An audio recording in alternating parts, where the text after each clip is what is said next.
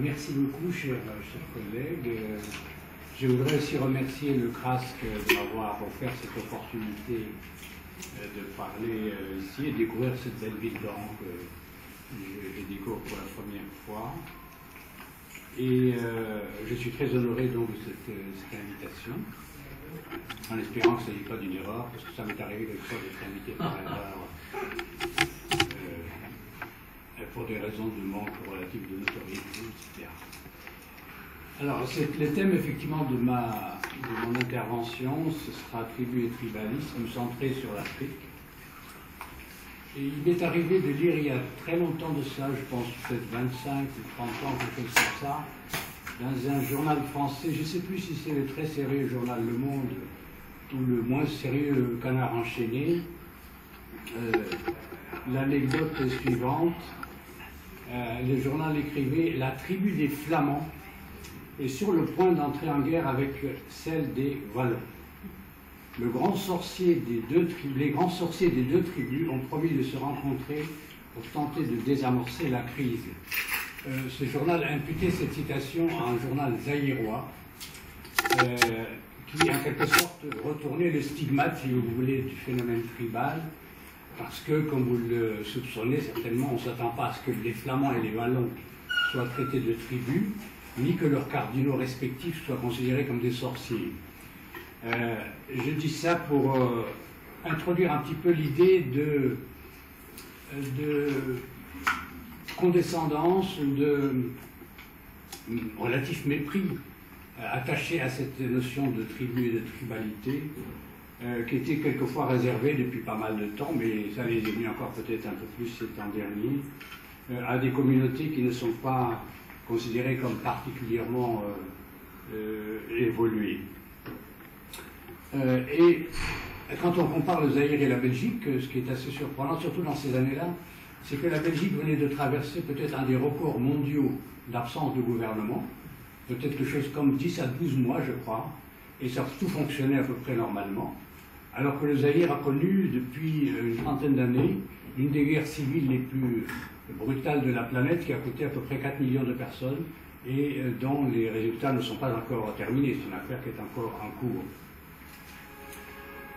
Alors, la réserve que les anthropologues aujourd'hui commencent à avoir à l'égard de cette notion et la méfiance, voire l'espèce de gêne qu'ils ont un petit peu à la traîner en disant c'est plus très politiquement correct, c'est une affaire qui nous embarrasse un petit peu, alors que l'anthropologie pendant longtemps a utilisé cette notion comme une sorte de concept qui était assez reçu dans la discipline et qui ne posait pas particulièrement de problème jusque dans les années 60.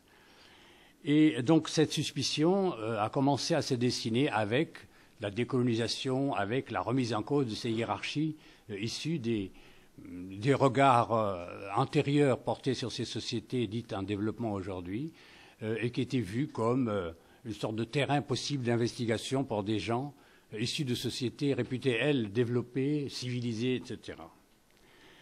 Et donc, dans le propos que je vais vous infliger, je vais d'abord m'intéresser à la petite histoire, très brève histoire de l'usage de cette notion de tribu dans l'histoire de l'anthropologie.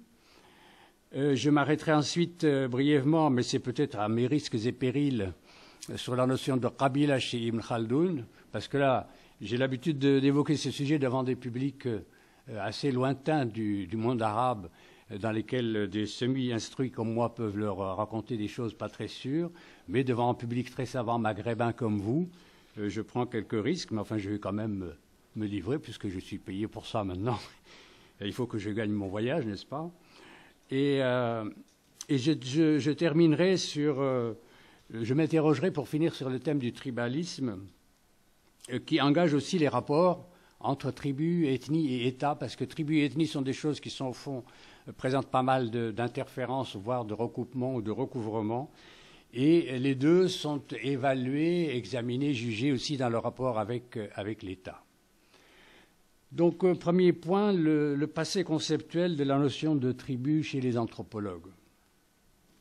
Cette notion était ou désignait je me sers là d'un article de Godelier, de Maurice Godelier des années 60, qui a été très fréquenté aussi pour débattre de cette question, parce qu'il a la commodité de résumer un certain nombre de choses qui sont un petit peu éparpillées. Alors il dit cette notion était rattachée à deux domaines de faits différents mais liés. D'une part, presque tous s'en servent pour distinguer un type de société, c'est-à-dire la tribu serait un type de société parmi d'autres, un mode d'organisation sociale donc spécifique qu'il compare à d'autres modes d'organisation de la société, c'est-à-dire les bandes, clans, États, etc. Et ce point, cependant, dit-il, ne fait pas l'unanimité parmi eux par suite de l'imprécision, du flou, des critères sélectionnés pour définir et isoler ces divers types de sociétés. Mais le désaccord est encore plus profond à propos du second usage du terme, lorsqu'il sert à désigner un stade d'évolution, parce que vous voyez, il y a deux façons de voir ce terme. D'une part, donc, un type de société, et d'autre part, un stade d'évolution au sein d'une sorte de parcours fléché, si vous voulez, de l'histoire de l'humanité. Et chez les anthropologues, la notion de tribu recouvrait ces deux acceptions. Donc la manière de concevoir les liens entre ces deux notions, ces deux acceptions, donc d'un côté type de société, de l'autre côté stade de l'évolution, la manière de voir les liens entre eux dessine une démarcation assez nette entre les approches évolutionnistes et néo-évolutionnistes d'une part, et les analyses d'inspiration structuro-fonctionnaliste de l'autre. Et pour sortir du flou qui entoure les usages controversés dont il fait l'objet, Godelier invite à retracer l'histoire donc de ce concept de tribu à travers l'histoire de la discipline anthropologique. Ça peut être une affaire très très longue, mais je vais essayer de la résumer. Lui-même l'a résumé déjà, moi je vais encore procéder à un résumé de Godelier, donc j'espère que ça ne vous endormira pas complètement. Et cette vision évolutionniste, dit-il, elle commence avec un personnage qui va sans doute vous être familier, en tout cas pour les anthropologues parmi vous. Ça commence avec Ancient Society de Lewis Henry Morgan de 1877. Et vous savez que Morgan distinguait dans ce livre en particulier, trois grands stades d'évolution de l'humanité. Ce qu'il appelle la horde, caractéristique de la sauvagerie. Ça, c'est le premier stade d'évolution de l'humanité. C'est la tribu, qui correspond, elle, au stade de la barbarie. La barbarie, c'est mieux que la sauvagerie, hein, nous sommes tous d'accord. Et l'État, qui est la troisième et dernière étape de ce parcours de l'humanité, qui caractériserait la civilisation. Donc, vous voyez, vous avez ces trois étapes.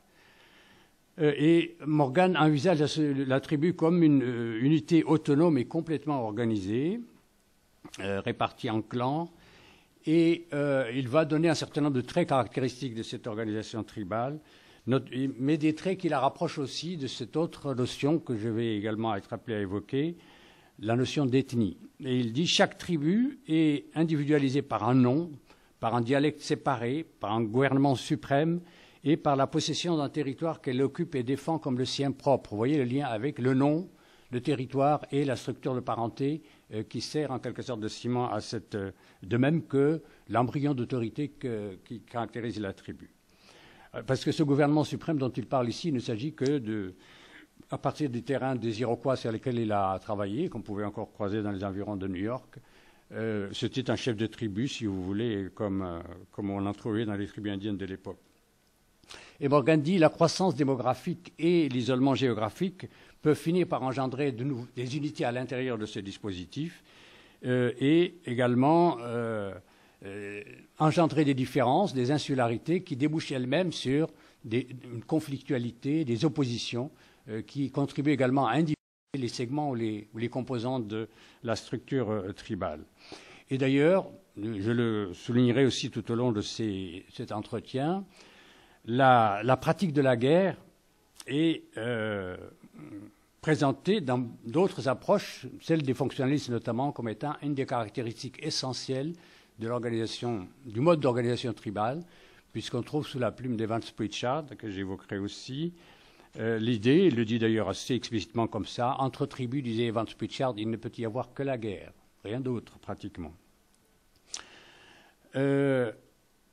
le développement de la propriété privée du bétail et de la terre que connaissent certaines tribus, dit Morgan, s'accompagne à la fois d'une dissolution progressive de ce qu'il appelle les communautés gentilistes, du latin gens, et d'une consolidation des unités domestiques reposant sur la monogamie.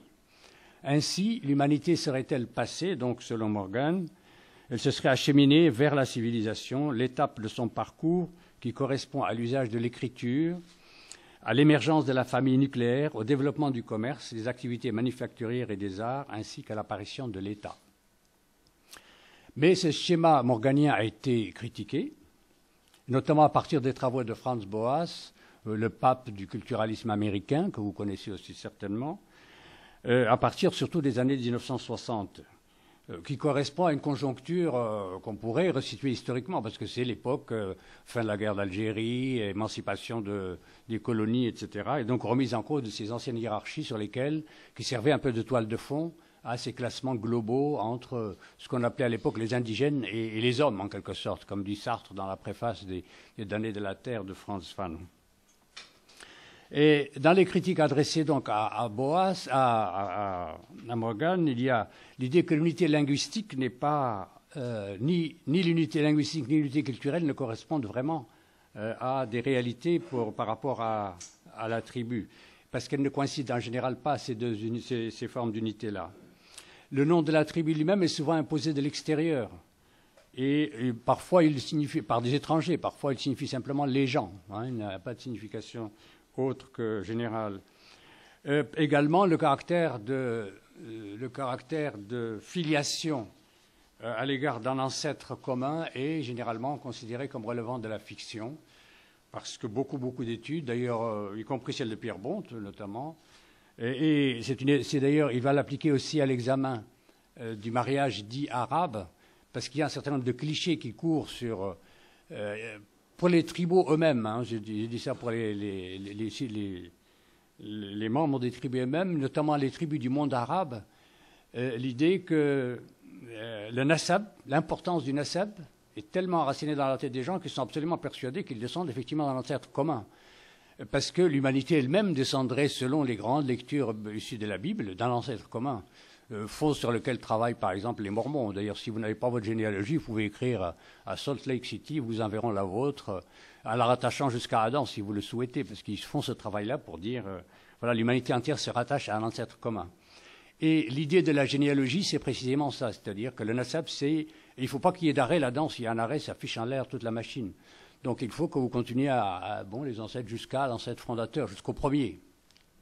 Et les anthropologues disent ceci est une fiction, parce que l'humanité a peut-être 3 500 000 années ou quelque chose comme ça. Et la plupart ça, je l'ai vérifié personnellement, comme beaucoup d'anthropologues qui ont fait du terrain, sur les tribus. On ne leur dit pas trop, parce que ça ne fait pas plaisir aux gens de leur dire votre ancêtre, c'est une fiction. Mais on pense quand même très souvent que si l'ancêtre en question a existé, l'immense majorité des gens qui prétendent s'y rattacher ne s'y rattachent pas en vérité. Donc ça, c'est un élément aussi qui met en cause ce schéma de Morgan que je viens d'évoquer. Par ailleurs, ce schéma est parcouru par quelques présupposés assez massifs et tout à fait invérifiables ou invérifiés, comme par exemple l'idée de Morgan selon laquelle il y aurait une antériorité de la filiation matrilinéaire sur la filiation patrilinéaire, ce que les anthropologues en général aujourd'hui considèrent comme irrecevable. Et par ailleurs, l'idée d'une simplicité, d'une absence de hiérarchie dans les sociétés tribales, ce qui là non plus ne correspond pas du tout à la réalité dans beaucoup de sociétés étudiées par l'anthropologie, et en particulier la société du Sahara occidental sur laquelle Pierre Bonte et moi-même avons travaillé. Et même la reprise, j'ai parlé tout à l'heure de néo-évolutionnistes, même la reprise par Morgan de néo-évolutionnistes qui ont eu quelques gloires dans les années 60, comme Marshall Sahlins par exemple, Sahlins a eu l'avantage, en quelque sorte, sur Morgan, d'introduire notamment la place de la hiérarchie, de réévaluer la place de la hiérarchie dans le système tribal. Il n'est pas comme son ancien vieux maître Morgan, pour dire qu'il n'y a pas de hiérarchie à l'intérieur de ces sociétés, ou c'est des sociétés qui ignorent une forme de stratification intérieure. Morgan, Sahlins tient compte de cet aspect hiérarchique, mais il n'a pas changé d'avis sur l'opposition très forte entre société et État, et sociétés sans État, sociétés dites segmentaires ou acéphales, qui seraient organisées sur l'opposition de groupes à l'intérieur d'elles-mêmes, qui reposeraient en quelque sorte sur une sorte d'équilibre, presque de la terreur, en tout cas de la peur et de la conflictualité, qui serait l'élément d'organisation de leur structure de façon interne. Et cette opposition forte entre monde hiérarchisé et société, donc société sans État et société à État, va aussi être accentuée et retenue par les fonctionnalistes, tout en étant eux-mêmes très critiques de la démarche évolutionniste de Morgan et de sa filiation. Et là, quelques mots sur l'héritage donc de l'anthropologie fonctionnaliste, particulièrement britannique dans ce domaine, qui elle-même reprend en fait pour l'essentiel, en tout cas, puise une part de son inspiration concernant les tribus chez Émile Durkheim et sa thèse de 1893 qui s'intitule « De la division du travail social », où vous savez que Durkheim distingue des sociétés régies par ce qu'il appelle la solidarité mécanique, qui fonctionne sur la base d'ailleurs d'une chose un peu curieuse qu'il appelle l'imitation. Il compare les segments de cette société à solidarité mécanique aux anneaux d'un annelé, c'est-à-dire un mille-pattes par exemple, dont les anneaux comme ça sont... On ne voit pas très bien comment ça justifierait ce type d'appellation, mais enfin c'est comme ça que lui il l'entrevoit. Par contre, il y a à l'intérieur de sa représentation quelque chose qui me semble assez justifié, c'est sur la similitude entre les groupes constitutifs des sociétés qu'il appelle segmentaires. Parce que quand vous enquêtez chez des campements nomades sahariens, par exemple, comme je l'ai fait personnellement pendant un certain nombre d'années, en passant d'une unité à une autre, vous avez à peu près la même configuration. Vous ne pouvez pas faire une enquête sur les savonnettes, sur les variétés de mouchoirs, sur les parfums, sur ce que vous voulez, ou les professions, qui vous donneraient une idée d'une diversité réelle. Tout ce monde est structuré à peu près de la même façon, et chaque unité apparaît comme une sorte de duplicata de l'unité que vous venez d'enquêter. C'est ce qui font d'ailleurs la possibilité pour les anthropologues d'approfondir une étude en creusant simplement le contact avec un groupe parmi cette population et non pas en faisant un travail fondé sur un échantillonnage statistique ou des choses de cet ordre. Et donc c'est là-dessus, si vous voulez, c'est sur cette idée que Durkheim va fonder son idée de solidarité mécanique, la solidarité qu'il oppose à la solidarité organique, elle-même basée par contre sur la division du travail et sur la nécessité, par exemple, dans une manufacture, que chacun fasse un élément d'un ensemble de travaux qui vont pour finir aboutir à un produit qui a nécessité le concours de beaucoup de gens. Entre parenthèses, en lisant ou relisant Ibn Khaldoun, quand il parle d'humanité, au fond, il parle, lui, d'une sorte de division du travail presque initiale, si vous voulez, en disant l'homme ne peut survivre qu'en collectivité, je vais y revenir, parce que, notamment, il faut mettre plusieurs travaux ensemble pour arriver, ne serait-ce qu'à subsister, quoi, parce que si on ne fait pas ça, on ne peut même pas se nourrir, hein, pour produire du blé, le piler, en faire des galettes, etc. Tout ça, ça demande un travail qui ne peut pas être fait par une seule personne ou un mini-groupe, il faut qu'il y ait du monde autour de ça. Et donc, je poserai là, mais ça c'est un peu marginal, c'est une note comme ça en passant. Et donc, cette idée que va être reprise par les fonctionnalistes britanniques, et notamment Evans Pritchard, dans une célèbre monographie qui s'appelle Les Nouers, étude réalisée sur le Sud-Soudan, qui va essayer de montrer que la régulation de ce système, qu'il qualifie d'anarchie ordonnée, repose donc sur cette espèce de subdivision interne et de conflits larvés ou réels entre les membres de la collectivité tribale, subdivisés en groupes et sous-groupes, etc. Dans le monde qui vous est proche peut-être, en tout cas le monde saharien, c'est des choses que effectivement les gens savent. Qu'une qabila, ça se divise en batn, en ashira, en fakhr, et ça finit par donner la qabila, quoi. Tout ça, c'est une sorte de combinaison d'articulation, de segments qui constituent ce groupe. Et ce groupement tribal est fondé lui-même sur une sorte de logique de la fission et du regroupement. Les deux fonctionnent ensemble. C'est-à-dire c'est l'idée d'éclatement et de regroupement qui semble faire tenir ensemble ce dispositif. avec la violence, comme je vous disais tout à l'heure, comme un des moteurs essentiels du dispositif, parce que Evans Pritchard disait donc, entre tribus, il ne peut y avoir que la guerre, et il cite, ou ses disciples citent souvent cette espèce de résumé, moi contre mon frère et moi contre nos cousins et nous contre la terre entière. Vous voyez, c'est un peu ce type de conflit de proche en proche. Et l'idée que les awlad al-am, en tout cas dans les tribus sur lesquelles moi-même j'ai enquêté, on ne peut pas accepter qu'un wald am soit supérieur. Ça, c'est pas possible. C'est-à-dire il y a une parité entre nous. Et je ne peux pas accepter que mon wald am soit supérieur à moi. Ça, c'est impossible. Donc nous sommes déjà prédestinés en quelque sorte nous-mêmes entre l'ad et l'am à nous confronter pour établir en quelque sorte notre parité entre nous. Et vous avez ça dans ce type de division est illustré par toute la littérature depuis l'Arani et même avant l'Arani jusqu'à maintenant, tous ces vieux conflits qui font les ayyam al-arab comme on dit, entre Bakr et Tahlib, Tasm wa Jadis, Abs wa Loubian, enfin tous ces anciens grands conflits paradigmatiques qui font un petit peu la vie des tribus et la chronique des tribus, et qui, en Mauritanie par exemple, on a un groupe qui s'appelle Oladembar qui s'est illustré par l'autodestruction, et c'est célébré par les griots, les Aïdes et tout ça comme une chose absolument magnifique, parce que les gens disent « Ah non, on ne peut pas supporter que mon cousin le plus proche prétende être mieux que moi ou puisse revendiquer l'autorité que moi-même je prétends revendiquer ». Et les laudateurs, les griots, etc., vont chanter la gloire de tous ces gens, ils vont s'entretuer entre eux jusqu'à ce qu'ils soient presque tous éteints. Il n'y en a plus aujourd'hui, cette tribu.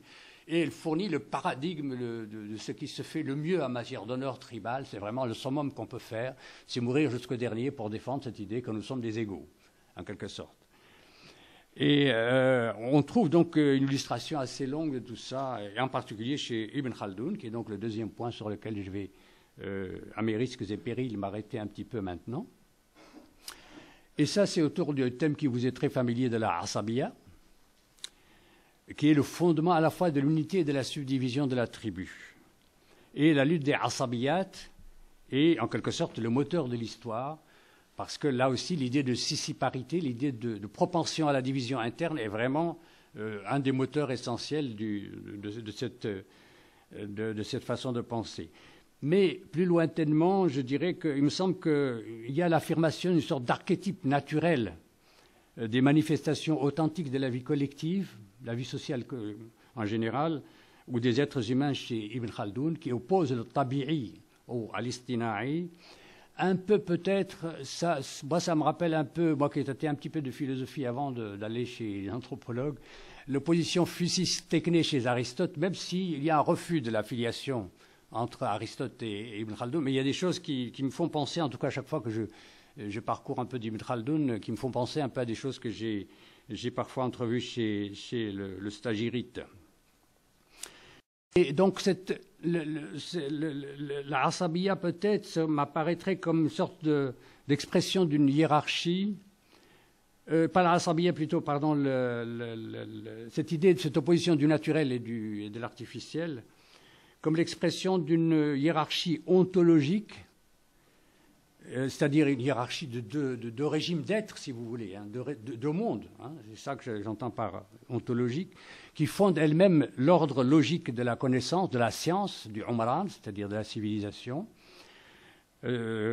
parce que, dit Ibn Khaldoun, c'est ça qui justifie qu'au-delà des apparences, des choses, il faut aller à leur vrai sens. Hein, ça, les débuts de la Muqaddima expliquent bien ça. Ils disent, les historiens qui m'ont précédé, ils sont allés ramasser des choses éparpillées un peu partout.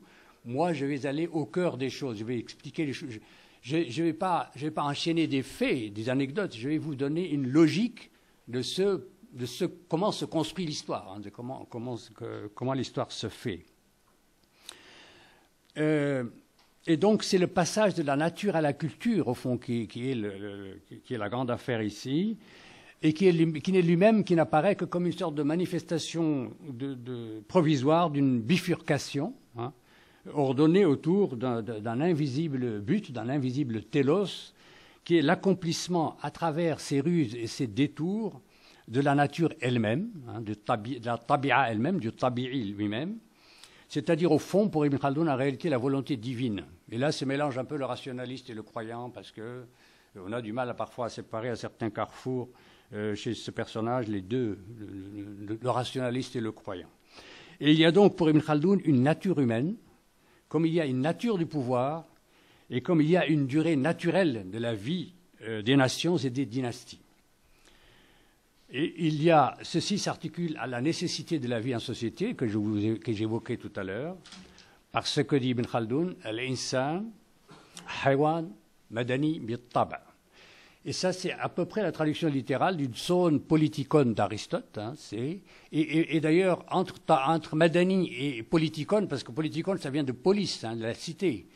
Et madani, c'est, comme vous le voyez, la racine, c'est la racine est la même. Hein. C'est-à-dire que l'homme est un être qui vit en cité, qui vit dans une police ou qui vit dans une madina par nature. Hein. Il est naturellement, en quelque sorte, prédestiné à vivre en société, à vivre en communauté, plutôt en communauté sédentaire au fond qu'en communauté bédouine. Ce qui est bizarre parce que dans la théorie globale, le système global d'Ibn Khaldoun, on a un balancement entre bédouinité et sédentarité et citadinité à laquelle je vais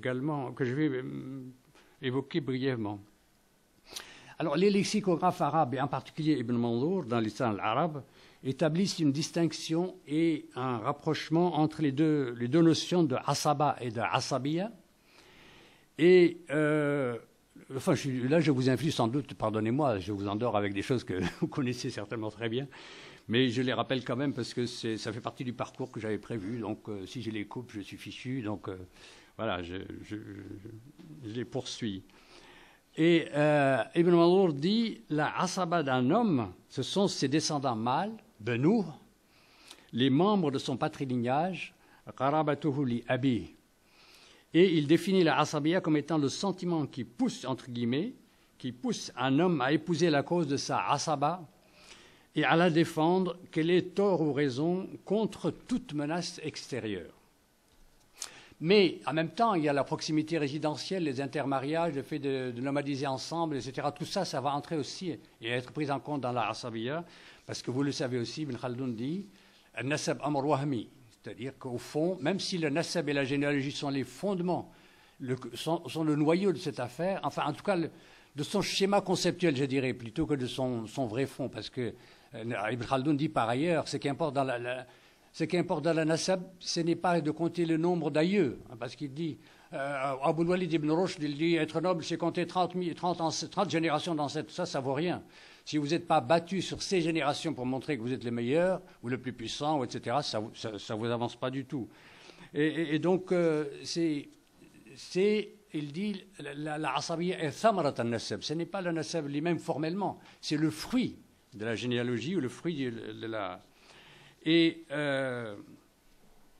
ce nasab est maintenu aussi par des liens, notamment le lien de mariage, même si là aussi on est dans la fiction plus que dans la réalité. Parce que, et là, les travaux de Bonte, j'y songe aussi, ont établi, par exemple, Bonte a travaillé sur la tribu émirale de l'Adra, en Mauritanie, qui est une tribu de statut Hassan, comme on dit là-bas, aux guerriers, qui sont les plus élevés dans la hiérarchie traditionnelle. Et parmi ces gens-là, la tribu émirale est encore la plus élevée. Donc, en théorie, c'est celle qui aurait la propension à l'endogamie la plus forte. Et donc, à appliquer le schéma du mariage avec la bint al-am de la façon la plus radicale. Or, sur près de 2000 mariages que Pierre Bonte a analysés depuis le XVIIIe siècle jusqu'à nos jours, il y a environ 3% de gens qui se sont mariés selon ce modèle. C'est-à-dire presque rien, vous voyez. Mais le schéma dans la tête des gens, c'est on épouse sa bint al-am, point. Vous voyez. Et chez tous les Sahariens de l'Ouest, c'est ça que vous trouverez. Personne n'épouse sa bint al-am, mais tout le monde dit nous épousons nos banat al-am. Donc ça, c'est le côté, si vous voulez, fictif de la généalogie, mais qui n'empêche pas de fonctionner comme un moyen régulateur très puissant dans l'esprit des gens. Et elle est liée également à la bédouinité. La asabiya est liée, comme vous le savez, à la bédouinité de façon en quelque sorte paradoxale, parce que, comme vous le savez, Ibn Khaldoun dit, ces gens-là sont les plus éloignés du Umran possible. Mais au bout du compte, ce sont eux les fondateurs finalement des États et des empires. Et ils sont capables de faire ça parce qu'ils ont une solidarité interne liée à la asabiya qui est très forte. Parce que la asabiya, son point de départ, c'est la proximité généalogique ou quelque chose qui y ressemble. Et eux, ils vivent très loin d'un monde susceptible de dissoudre leur nasab. Donc, ils ont un concept clair dans la tête, même si c'est de la fiction. Hein, ils ont quand même ça dans la tête. Et ça va les... En même temps, ils sont très loin des zones où on peut s'adresser aux souverains pour se faire protéger. Et donc, cette solidarité va leur permettre d'être de plus en plus conquérants et agressifs. Et le paradoxe vient du fait que, à la fois, leur disposition dans le monde bédouin éloigné de tout pouvoir les pousse à abuser de violence, une violence qui est nécessaire pour la vie en société, parce qu'il faut qu'ils se défendent. Sans solidarité liée à la sabia, ils vont être subjugués, dominés. Et chacun, de toute façon, c'est un monde dans lequel on se mobilise individuellement pour se protéger, individuellement et collectivement. Et c'est cette mobilisation qui, de proche en proche, va les conduire à devenir des conquérants, à s'emparer du monde des villes, habités par des gens un peu bedonnants, qui ont perdu leurs dents, qui aiment manger des choses sympathiques, etc., et qui finissent par ne plus pouvoir se défendre et demander aux souverains d'intervenir pour se soumettre, etc. Et donc passer de la bédouinité à la sédentarité. Voilà comment, très grossièrement, si vous voulez, les choses se présentent dans le schéma khaldounien tel qu'il m'apparaît. Et c'est la vision à la fois hiérarchique produite par l'anthropologie classique et celle, y compris aussi, on peut dire celle qu'on trouve également dans ce que je viens de vous résumer d'Ibn Khaldoun. Tout ça ne plaisait pas tellement aux Africains des années des indépendances, et même déjà un petit peu avant. Et par exemple, si vous lisez un ouvrage du fondateur premier chef d'État du Kenya actuel, qui s'appelle Jomo Kenyatta, qui a écrit une thèse sous d'ailleurs à la direction de Malinowski, qui s'appelle Facing Mount Kenya, traduite en français sous le titre Au pied du mont Kenya. Kenyatta évoque son groupe ethnico-tribal qui s'appelle les Gikuyu. Il dit, ces gens-là, ils revendiquent pour eux, au fond, le titre de tribu sans trop de complexe. Et il dit d'ailleurs, c'est mieux que ce qui se passe chez vous, les Européens. Quand vous parlez notamment d'agressivité, de guerre et tout ça, nos guerres, c'est du bricolage à côté de votre hécatombe de 14-18, de ce qui s'est passé avant. D'ailleurs, nous, on n'a jamais entrepris de conquérir personne. On fait ça un peu comme pour faire notre marché, quoi. Si on a une mauvaise saison, une saison sèche terrible, des criquets, des trucs comme ça. Enfin, il ne dit pas ça exactement comme ça, je caricature un petit peu. On prend nos armes et puis on va chercher à côté de quoi nourrir, mais on n'a pas envie d'aller massacrer du monde en quantité, ni de conquérir des territoires, ni de nous fixer là-dedans. Ça, c'est pas vraiment notre truc. Et il dit, c'est comme ça que ça se passait, disait-il, chez les Gikuyu, les Maasai, les Wakamba, qui sont les groupes donc de cette région kenyane qu'il connaît bien, et qu'il qualifie lui-même d'ailleurs de tribu et non pas d'ethnie, alors qu'aujourd'hui on aurait tendance à les qualifier ainsi plutôt comme ethnie. Et ce qui m'amène à dire quelques mots de ce cousin de la tribu qu'est l'ethnie. Vous imaginez sans doute, et vous savez d'ailleurs déjà, que ces deux termes ont quelque chose de voisin. Enfin, il y a une part de recouvrement, parce que l'ethnie aussi est un petit peu réservée à des groupes considérés comme modérément évolués, enfin qui ne sont pas, auxquels il manque quelque chose. C'est des groupes auxquels il manque notamment un État, par exemple. Hein. C'est un peu des espèces de sous-nations. L'ethnie serait comme... ça, c'est par exemple la perspective qu'ouvre la définition dans le dictionnaire de Pierre Bond, justement. C'est une définition donnée par Anne-Elisabeth Taylor dans ce dictionnaire de Bond et Isard.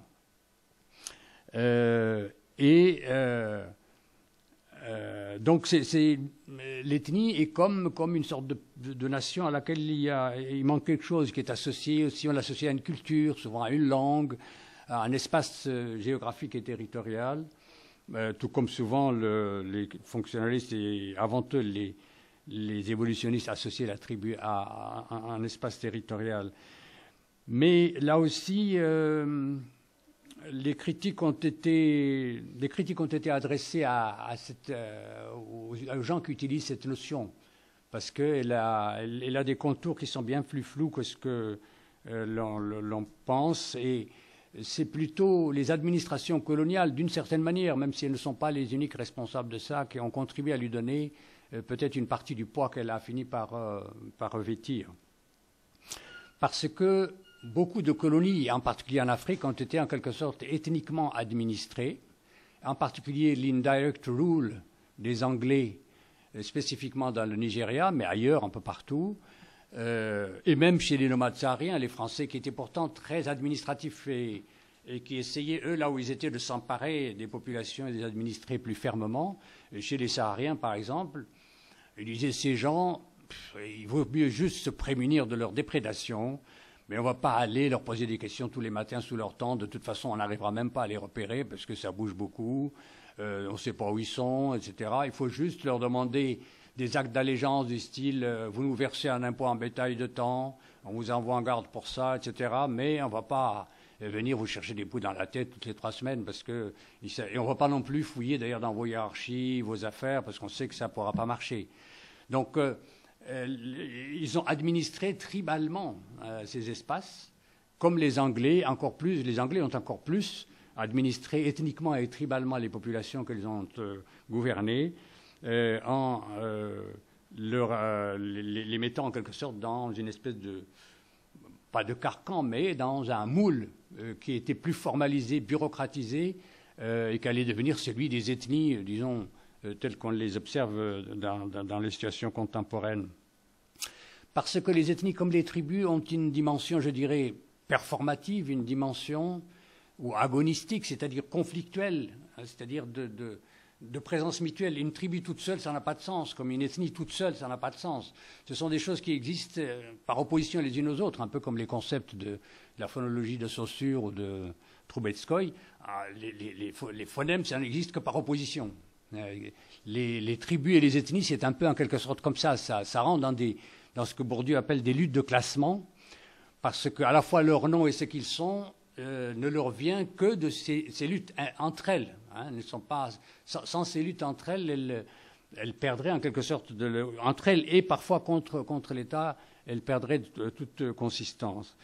Et je pourrais donner ici un exemple des terrains que j'ai parcourus moi-même, en particulier sur la Mauritanie, qui est le terrain que je connais le moins mal, où c'est un pays divisé en 4 groupes. En gros, il y a 4 groupes ethniques dominants, ou ethno-linguistiques dominants.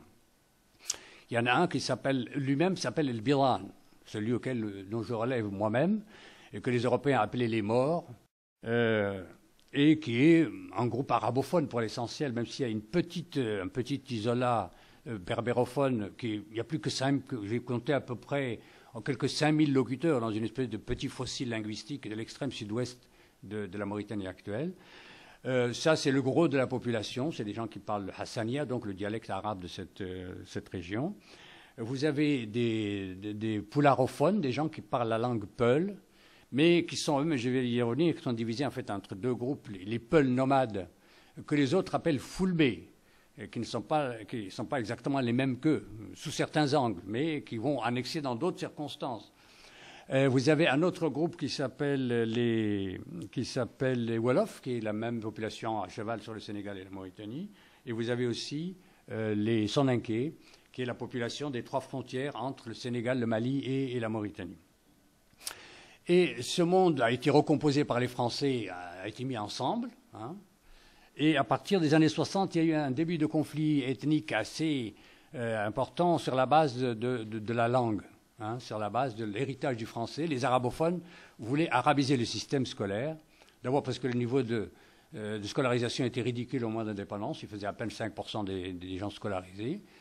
Et deuxièmement, parce qu'il y avait aussi une forte revendication nationaliste arabe de ces gens de l'extrême bout du monde arabe qui se disaient oubliés, abandonnés, etc., et qui se sentaient très, très profondément arabes, où personne ne voulait plus être berbère, alors que c'était au fond des berbères arabisés. Enfin, j'espère qu'il n'y en a pas beaucoup ici, parce qu'ils n'aiment pas beaucoup ça. Mais en gros, aujourd'hui, personne ne veut plus être d'origine arabe, d'origine berbère là-bas. C'est à peu près fini.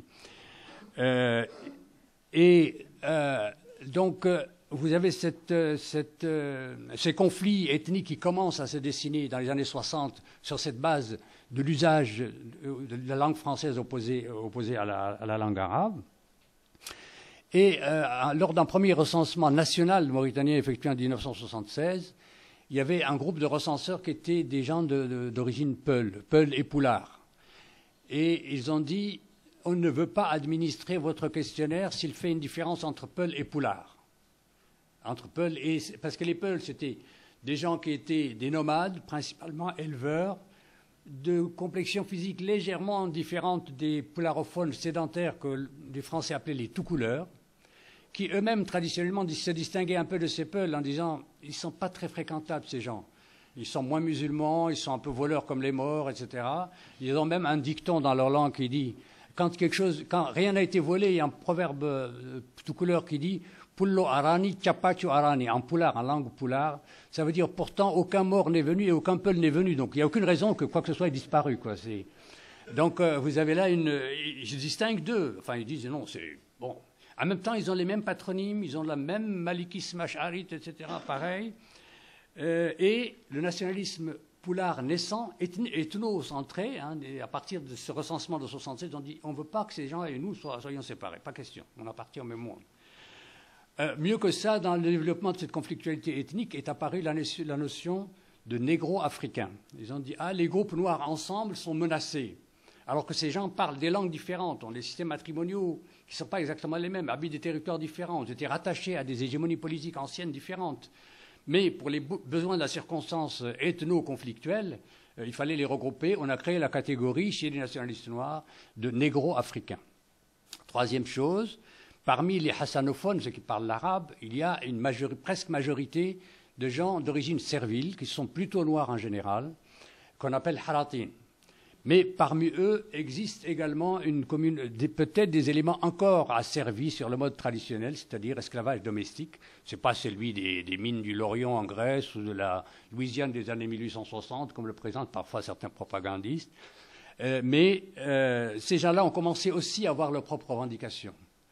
Et les nationalistes noirs voulant regrouper tout ça ont créé... ces gens étaient en fait... Bon, ils étaient discriminés, hein. Notamment discriminés sur le plan, par exemple, des échanges matrimoniaux à cause d'une règle appliquée dans cette société qui est celle que les anthropologues appellent l'hypergamie féminine, c'est-à-dire l'idée qu'une fille ne peut épouser qu'un garçon qui a un statut au moins égal à celui de son père, hein, et pas en dessous. Hein. Une fille ne peut pas épouser un homme qui a un statut inférieur à celui de son père. Et ça, c'est extrêmement défavorable aux haratin parce qu'ils sont au ras du système de la généalogie, tout ça fonctionnant à base de généalogie. Hein. Et donc ces gens sont discriminés économiquement, ont une allure physique noire plutôt que basanée, comme moi. Vous voyez, ce sont des gens qu'on appelle blancs par ailleurs. Enfin, ils ne sont pas très blancs, mais on appelle ça comme ça. Et donc on a créé comme ça, il y a eu l'apparition d'une nouvelle catégorie, celle des négro-mauritaniens, créée pour la circonstance, pour dire il y a l'ensemble des Noirs de Mauritanie opposés aux prétendus blancs, entre parenthèses, blancs morts chez les Européens. Là, les langues européennes voulaient dire basané. Hein. Othello, par exemple, ou même Marx, que paraît-il, ses parents appelaient le mort, parce qu'il était un peu trop bronzé pour eux. Donc, vous voyez le côté lutte de classement. Hein. L'ethnie, comme la tribu, c'est des choses qui procèdent aussi de ces volontés de se classer les uns par rapport aux autres et d'entretenir une conflictualité, sur la base de cette conflictualité, je suis en train d'épuiser le crédit d'une heure qu'on m'avait annoncé. Il m'en reste peut-être une quinzaine de minutes. Donc, ça m'amène à l'idée que je ne veux pas remettre complètement en cause l'existence de ces ensembles, hein, ni tribu ni ethnie, même si pas mal de gens d'inspiration postmoderne. Vous savez, ces gens qui disent que tout a été inventé ou à peu près, que la réalité c'est une fiction, enfin je ne sais pas s'il y a beaucoup de postmodernes parmi vous, mais en gros ça veut dire il n'y a que du discours sur des discours, quoi, si on veut se limiter à être très schématique. Ils disent notamment la colonisation a inventé les tribus et les ethnies. Il y a un bouquin, celui d'Amsel et Pouilleux et Boukolo, que vous connaissez peut-être, Au cœur de l'ethnie, qui dit en gros ça. Hein, Amsel est très bon, c'est très branché, postmoderne, tout ça, branchement d'ailleurs, il a écrit un bouquin qui s'appelle comme ça. Moi, je ne suis pas très convaincu par ça. Je pense que la colonisation n'a pas inventé les systèmes matrimoniaux, n'a pas inventé les langues, n'a pas totalement inventé même les formes de délimitation territoriale. Elle a figé un peu un certain nombre de choses. Elle a bureaucratisé, fonctionnalisé, etc. Des affaires qui fonctionnaient sur un mode non pas plus souple, parce que tout ce monde était quand même inscrit dans des choses parfois assez figées et fondées sur des traditions assez rigides, mais qui se négociaient dans des contextes différents. Et par exemple, les grands empires de l'Afrique sahélienne, et d'ailleurs, Amsel lui-même le dit, il y avait aussi des chaînes de sociétés. Hein, des espèces d'ensembles qui englobaient d'autres ensembles, même s'ils avaient une empreinte ethnique quelque part, mais en même temps, ils avaient une espèce d'allure plus générale. Par exemple, l'Empire du Mali, ou avant lui l'Empire de Ghana, le Songhai au XVIe siècle autour de Gao, Tombouctou. Ces ensembles-là étaient des ensembles géographiques extrêmement vastes qui regroupaient beaucoup de monde. Donc qui traversaient, bien sûr, les frontières s'il y en avait, des frontières des groupes ethniques. Parce que je n'ai pas parlé des frontières, parce que j'aurais eu quelque chose à dire là-dessus, mais je vais passer là-dessus. Alors, si ces tribus ethniques n'ont pas été inventés, qu'est-ce alors que le tribalisme? Parce que c'est lui que, bon, il en était question dans l'intitulé de ce propos. Et quand on évoque le tribalisme, c'est sans doute pour dire, entre autres, ou faire signe vers quelque chose qui est une sorte d'intervention illégitime, de solidarité, de proximité, dans le champ de l'État. En gros, hein, si je schématise, il me semble que c'est à peu près vers ça que ça tend, comme pour opposer l'État, encore une fois, dispositif de contrôle assez universel, censé être relativement neutre, indépendant notamment des origines individuelles et des statuts hérités, opposer ce dispositif à celui des solidarités fondées sur la proximité, sur la parenté, sur l'héritage, sur l'encastrement dans ces schémas mentaux, si vous voulez, qui vous rattachent à une micro-appartenance de caractère principalement rural à la base.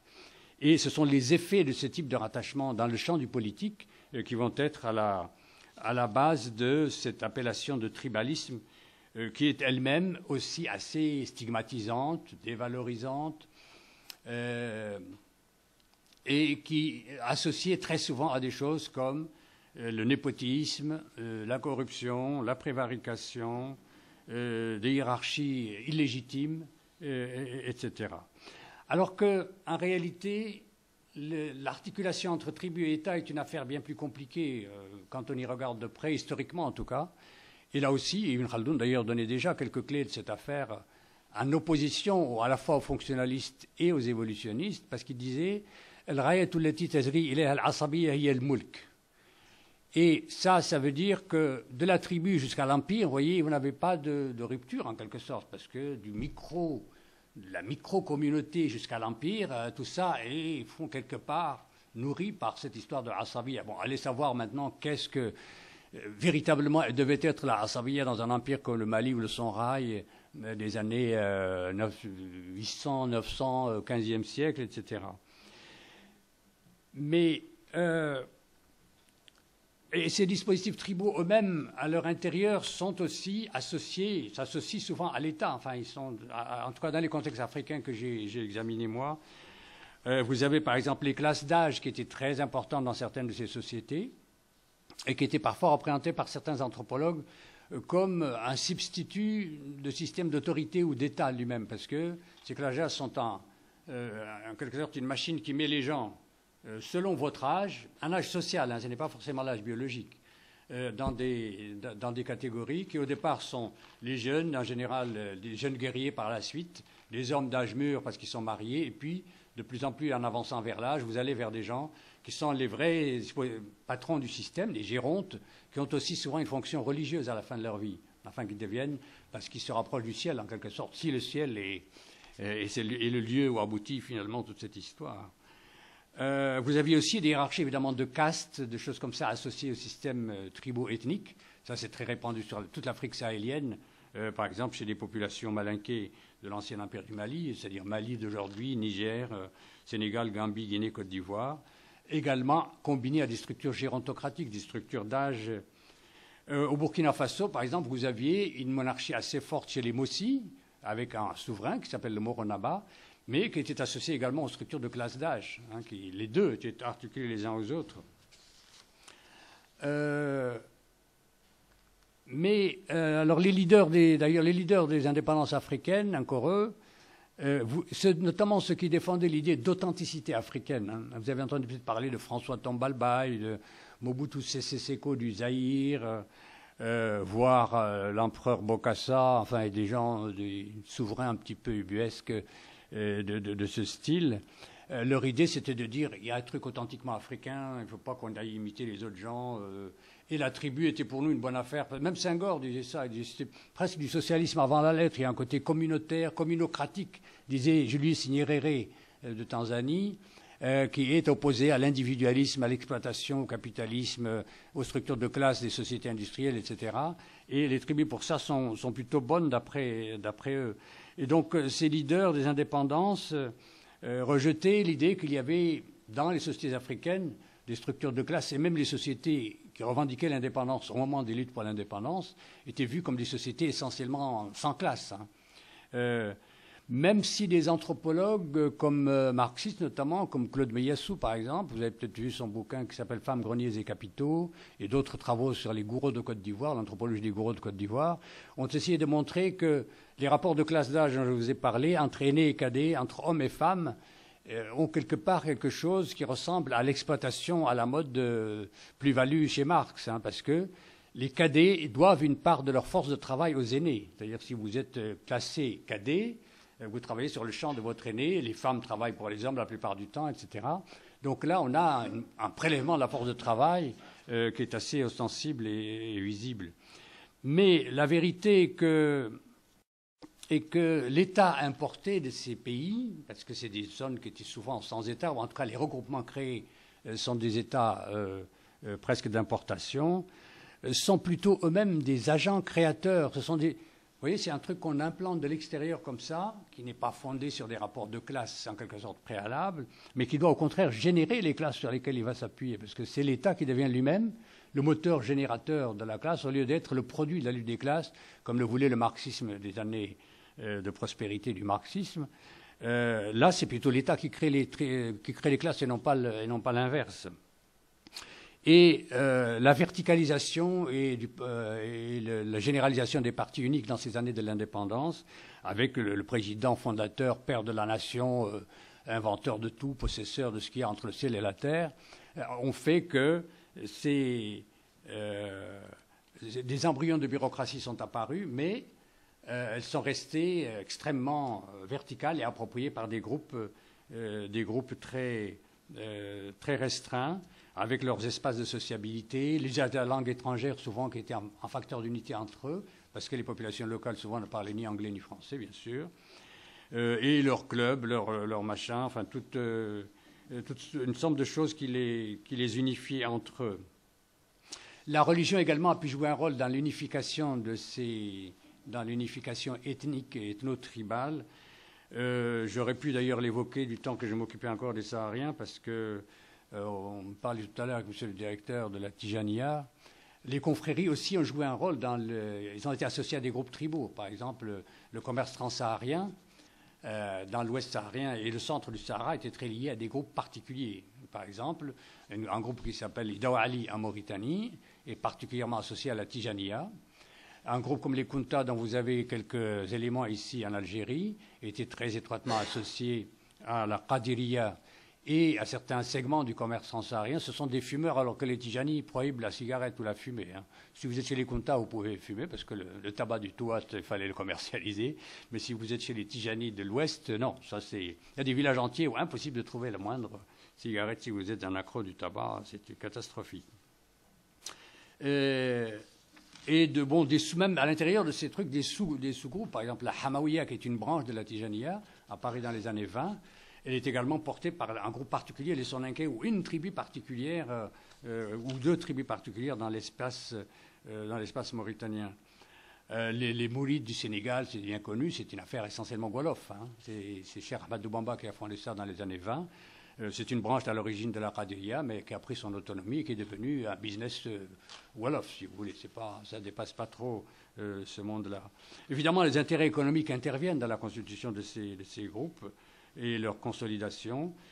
Et la patrimonialisation des États également fait partie complètement de ce dispositif du tribalisme, ou en tout cas de l'injection et des rapports dévoyés, si on veut les voir d'un point de vue un peu moralisateur, entre tribus et États, parce que dans ces systèmes, bon, qui ressemble parfois à ce que Wittfogel a décrit sous les traits du despotisme oriental, c'est-à-dire un dispositif dans lequel le souverain possède à peu près, le souverain entouré de ses épouses, de ses concubines, des membres de sa famille, de ses courtisans, de ses favoris, de ses serviteurs, de ses bouffons, de tous les chambellans comme les hujab. Tout ce monde-là, c'est son petit monde qui a une dimension très fortement tribalo-ethnique, qui peut marcher pendant un certain temps comme facteur de stabilité. Par exemple, la Côte d'Ivoire a connu un clientélisme et un tribalisme débonnaire, comme on dit, sous Houphouët-Boigny, hein, le premier président de la Côte d'Ivoire, pendant 30 ans, parce que le cacao se vendait bien, il n'avait pas trop de problèmes. Lui, c'est un baoulé du Sud, mais il pouvait se permettre une certaine largesse vis-à-vis des groupes qui ne sont pas du tout directement les siens. Mais tombe le cours du cacao, lui, il meurt en même temps. Il y a une somme de trucs, de facteurs nouveaux qui apparaissent, et il y a une rétraction sur le monde baoulé avec son successeur, Conan Bédier. Et là, coup d'État, un général arrive qui dit « je vais mettre un coup de balai dans tout ça ». On dit « les gens du Nord sont détestables, ils sont musulmans d'ailleurs, ils sont je sais pas quoi, les Malinqués, enfin tous les gens qui viennent du Nord, Mali, Burkina, etc. Ivoirité ». Enfin, vous voyez, on fait introduire un certain nombre d'éléments qui accentuent et affolent un petit peu la boussole des affaires ethno-régionales dans ce contexte. Et l'État lui-même, alors qu'il a été pendant un certain temps une sorte d'élément protecteur, redistributeur, ce qu'on appelait l'accaparement redistributif, c'est-à-dire il y a un type qui possède tout mais qui arrose un peu, parce que bon, sinon, faire tout fiche le camp. Eh bien, dans les États qui deviennent exclusivement kleptocrates, ça ne marche plus. Ça, c'est... Donc corruption, clientèle et tout ça font partie. On pourrait, j'aurais pu, si j'avais le temps, évoquer la manière dont ces sociétés-là ont été en quelque sorte dépossédées moralement de ces États qui ne leur appartiennent, qui n'ont jamais appartenu véritablement. C'est ce que d'ailleurs dit un certain Njoku, un Nigérian que je cite volontiers, qui dit une bureaucratie coloniale d'origine étrangère contrôlée. Ça, c'est décrivant les États issus de la colonisation, contrôlés par une métropole distante, gérée par des... Ça, c'est le noyau colonial de l'État. Gérée par des fonctionnaires dont les possessions et les buts ne concernent pas la population locale, n'ayant pas créé d'identification citoyenne en dehors des espaces communautaires. Cette administration, donc, favorise l'émergence d'une culture du non-engagement pour le bien commun. Les affaires publiques signifient dans ce contexte les affaires de personnes ou, tout au plus, le travail du blanc. Ce n'est pas un truc qui nous concerne, nous, parce que bon, c'est trop loin, c'est trop, etc. Voilà, donc pillage, etc., corruption, voilà. Mais est-ce que la démocratisation ces dernières années, dit-on, a changé quelque chose de ça? Il ne semble pas. Il semble même qu'elle ait accentué l'affaire parce que la libéralisation du marché du politique n'a fait qu'aggraver, semble-t-il, les tentatives, ou tentations plutôt, d'une redistribution un peu affolée. Et elle a surtout généré, en tout cas c'est ce que j'ai pu observer en Mauritanie, une sorte de jonction entre le monde de la bureaucratie et celui des commerçants, créant ce que moi j'appelle une structure boutique. D'ailleurs, je ne sais pas comment ça marche en Mauritanie, parce que vous avez à peu près une boutique tous les 2 mètres dans la capitale, qui regroupe la moitié de la population. On ne sait pas qui vend à qui, mais tout le monde a l'air d'avoir une boutique. Bon. Et ça s'est fait d'une façon assez surprenante. Et ça a marché surtout depuis que l'administration elle-même a été, en quelque sorte, s'est effondrée avec la succession du coup d'État militaire depuis 1978. Et vous avez une chute de prestige de la fonction administrative elle-même, de son efficacité, de sa capacité d'intervention, et une montée en puissance très très forte du consumérisme, de la volonté d'étaler une richesse la plus rapidement acquise, le développement de toutes sortes de trafics plus ou moins délictuels, qui font que tout ça a abouti à une fusion entre les commerçants et l'administration. Et donc, c'est une affaire qui nourrit profondément le tribalisme et l'ethnisme au lieu de le juguler. Mais il faut que je conclue, même si j'aurais eu encore pas mal de choses à raconter sur des univers un peu plus éloignés, mais bon, il faut que je conclue. Voilà. Donc je dirais d'abord que quelle que soit la définition que l'on en donne, la tribu n'existe qu'opposée à d'autres tribus ou face à une autorité étatique centralisée. La question de ce que l'on appelle donc d'un terme lui-même fort imprécis, le tribalisme relève de la nature et des formes d'imbrication, association, opposition entre tribus et États. Je n'ai pas parlé, j'aurais pu, d'ailleurs, vous avez peut-être eu la visite de cette dame ici, Judith Schiele, je ne sais pas. Vous l'avez eu, Judith Schiele? Voilà, qui a écrit un bouquin très intéressant sur les frontières algéro, nigéro, malio, bon, comme ça, dans cette région-là, et qui montre aussi l'importance de la Asabia tribale pour la contrebande, celle-là. Contrebande de drogue, de cigarettes, de Marlboro, etc. Et donc, la contestation de l'État, elle aussi s'appuie sur les Asabiyat et sur des configurations ethniques. Une des caractéristiques donc les plus communément reçues de l'État, celle de Max Weber, voudrait qu'il corresponde à une unité politique, à un territoire, à une population sur laquelle s'exerce la souveraineté exhaustive et exclusive de l'entité étatique reconnue seule détentrice du monopole légitime, comme il dit, de l'exercice de la violence physique, mais Bourdieu ajouterait, et aussi de la violence symbolique d'ailleurs. Cet idéal type de l'État est fortement marqué évidemment de l'environnement et de l'histoire européenne où Weber a puisé l'essentiel de ses références. En pratique, les caractéristiques qui viennent d'être énumérées ne se sont vraisemblablement jamais complètement et simultanément retrouvées dans quelque formation historique de l'Europe que ce soit. Il serait donc plus vain, dira-t-on, de rechercher ces traits dans les États dits du tiers-monde où sévirait à une vaste échelle le tribalisme. Certes, la forme État est devenue le mode dominant des gestions des affaires humaines à travers le globe. Certes, tout vide étatique apparaît désormais insupportable puisque l'État est supposé s'être incrusté partout, grâce notamment à la colonisation. Une évolution vers l'étatisation du monde que le poids des Nations Unies, qu'on voudrait d'ailleurs, qu'on pourrait ou devrait appeler États-Unis, si le terme n'était pas déjà approprié, si ce label n'avait pas... Donc tendrait à confirmer et à légitimer cette forme donc est légitimée depuis que s'est ouverte l'ère de la décolonisation. Certes encore, une certaine similitude universelle du moule étatique tente à s'imposer, dont témoigne l'unicité de l'appareillage symbolique qui l'accompagne et lui-même porté par les médias de façon très très rapide. C'est les hymnes nationaux, les drapeaux, les devises, les corps constitués, les équipes sportives, les cérémonies protocolaires, parmi lesquelles notamment les deuils en particulier, manifestent tout spécialement l'unité de la corporation des souverains, Diwan Salatin, comme aurait dit les miroirs des princes, pour employer donc cette terminologie-là.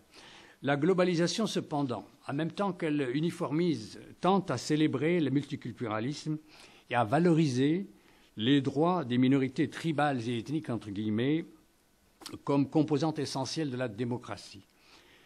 Dans les faits, la communauté internationale, comme on dit, tolère déjà et accueille nombre de quasi-États ou d'États que moi je suggérerais d'appeler États à mi-temps, comme un peu fait du travail à mi-temps, à l'image du temps et de l'énergie que leur consacrent leurs auxiliaires, tout occupés qu'ils sont par une deuxième ou une troisième vie professionnelle, parce que quand vous êtes malien, mauritanien ou sénégalais, ce n'est pas votre salaire administratif qui va vous permettre de boucler votre mois, il faut trouver d'autres formes de subsistance. Après tout, l'État, aussi bien dans ses formes canoniques que dans ses manifestations embryonnaires, n'est jamais qu'un acteur parmi d'autres de configurations sociales soumises à des polarisations multiples. La tribu et l'ethnie ne sont, en Afrique comme ailleurs, que deux de ces champs polaires qui contribuent aux équilibres ou déséquilibres précaires, mais parfois étonnamment résilients, des quasi-États tribalisés de cette vaste périphérie du monde. Voilà, je vous remercie.